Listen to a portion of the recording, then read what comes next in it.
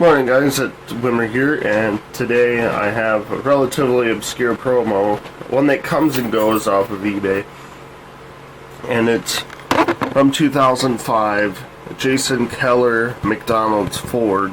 You could say it's Regan Smith too, but that wasn't until the next year that he drove this car. This was made by High Performance Promotions. But as you can see in a minute why it's not the mold you think it is. It's from Strum, Wisconsin, which is probably down south because anything other than Milwaukee, Madison, and Green Bay doesn't exist in Wisconsin. So, whatever. Let's take a look at what it says here. Part of the promo thing. Yeah, you could read that if you want. Pause it and read it. Team McDonald's Racing, Team Renzi, High Performance Promotions. There's Keller, 4 pictures of the car.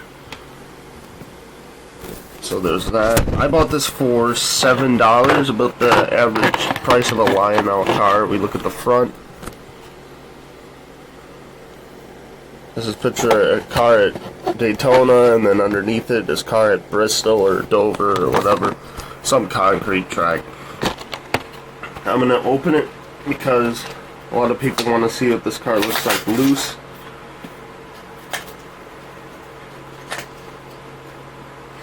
So here's the car out of the packaging, and I looked at the front end and it made me want to vomit. So here's that. There's a few things missing from this car.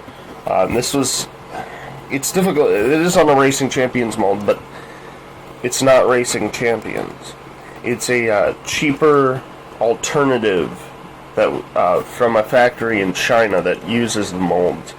The construction is about the same, the weight is about the same, but it's not the same. You know it's a ripoff. They just make cheaper promos for the teams like this. One thing I noticed right away is that the numbers are off on it. There's a thicker, the 35 is thicker. On here it has more of an outline, and it's kind of spread apart. On here it's big and blocky. I'm not going to say it's missing any sponsors because they come and go in a race team.